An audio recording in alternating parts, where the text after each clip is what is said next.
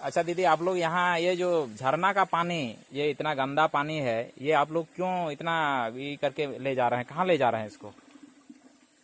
ये वाला पानी हम लोग घर ले जाते हैं, क्योंकि हम लोग का गांव में पानी का सुविधा नहीं है, इसलिए हम लोग का जंगल ये एरिया है, ये झरना का पानी हम लोग लेके जाते हैं घर पीने के लिए। कोई चापाकल नहीं है आपके गाँव में? चापाकल नहीं है, चापाकल। अच्छा, तो पूरा दिन भर, कल रात भर का पूरा पानी लेके जाना पड़ता है एक ही बार में? हाँ, बहुत दिक्कत है ना? यहाँ से घर कितना दूर पड़ेगा? 1 किलोमीटर से ज्यादा? 1 किलोमीटर से ज्यादा ही होगा। हाँ, तो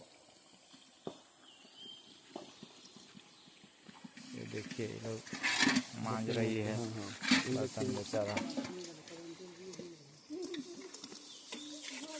बर्तन मांझ रही है पूरा गांव की, है ना?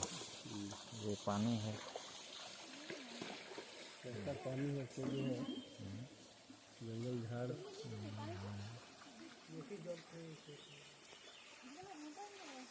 ये स्थिति है।